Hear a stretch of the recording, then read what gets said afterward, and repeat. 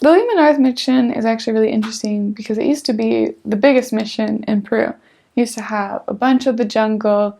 It used to have all of the Iquitos mission. So it had just like most of North Peru. And so it's actually a really old mission. So it used to just be like a bunch of land. And then they actually split the mission just recently, like right before. So before I served my mission, I left in October of 2013, and June of 2013 they actually had just called a bunch of new mission presidents. So my mission president had just barely gotten there in June, and that was when they split the missions.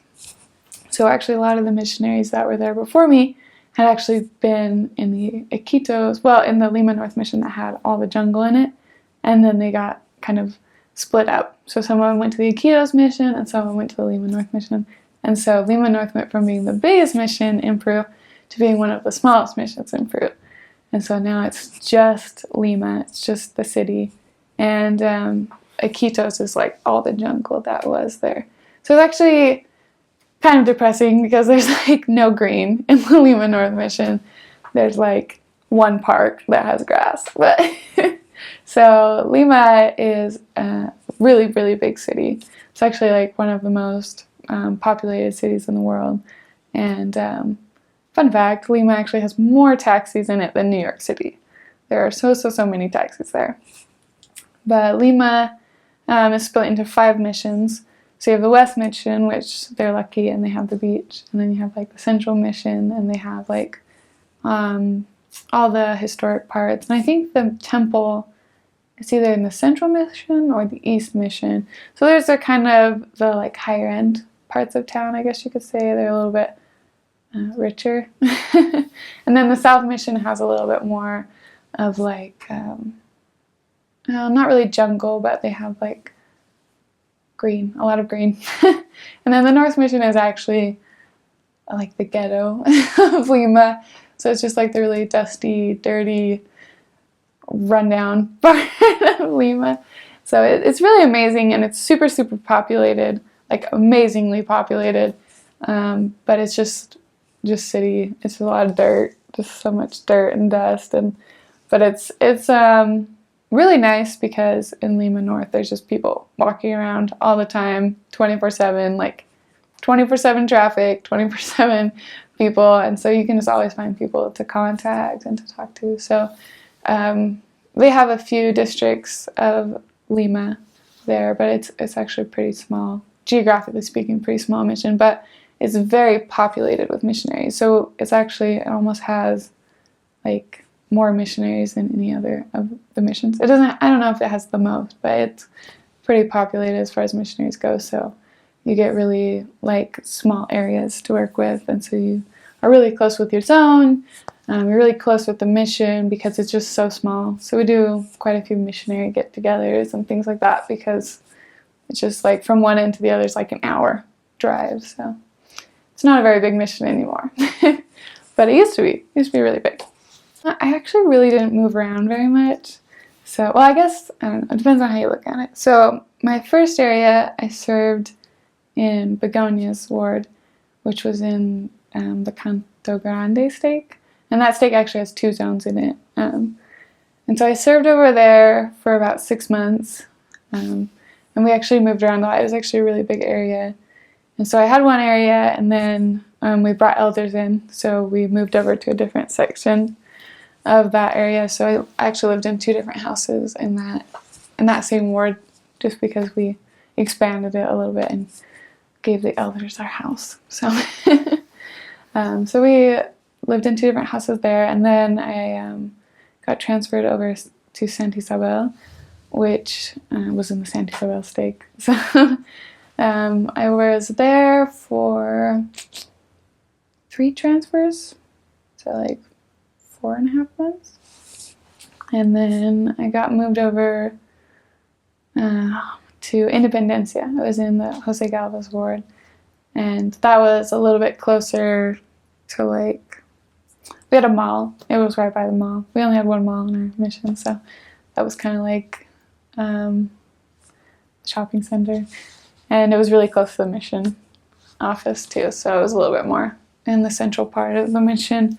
And then I actually got to do something really fun. I got to open the family history program in our mission. So for the first transfer that I did that, I stayed in the same place in Independencia, but we worked with 3 different stakes, which was like 6 zones or something like that. So we would just go all over the place. So we were located in Independencia, but we would go like all over, just to all the different stakes to help all the missionaries. And then I actually got transferred back to the Canto Grande stake in the Canto Grande ward, and I did family history there for 3 of the stakes over there. So I kind of had a lot of areas, I guess, in a sense, because I was like in charge of a lot of different areas, but I didn't really move around very much as far as like living in different places, I guess. So towards the end of my mission president asked me if I would be willing to open a family history program. My mission actually did a lot of changing while I was there. When I first got there, we were a really high baptizing mission. Like, people were just really accepting there, and just really open. And so we were baptizing a ton as a mission. But we saw this huge problem with retention.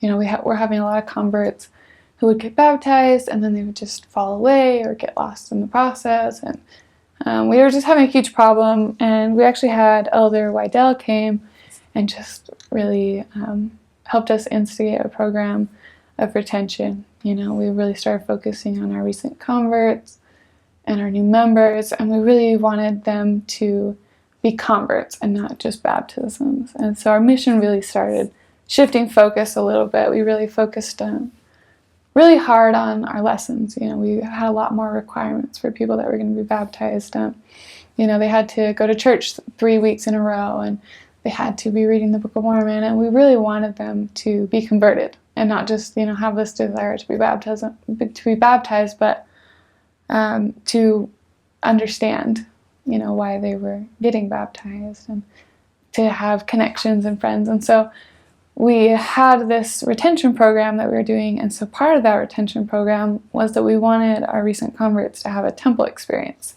because we have the Lima Temple, which was about an hour outside of our mission, and we really wanted these converts to have the opportunity to go to the temple. And one of the easiest ways for them to go to the temple is for them to do their family history. And so a couple of the other missions in Lima had kind of started programs similar with family history, and a couple of them had sister missionaries that were focused entirely on family history. And so our mission president called me and one other sister to just do family history.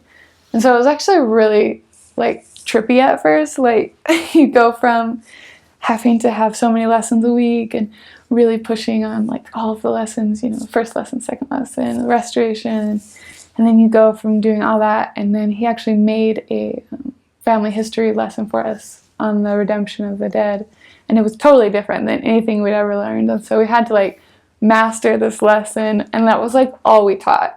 So we mastered it pretty quick because it was literally the only lesson that we taught.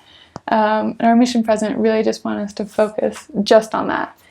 And so we started working in one stake with just the objective of getting these recent converts to come in and do their family history and get to the temple.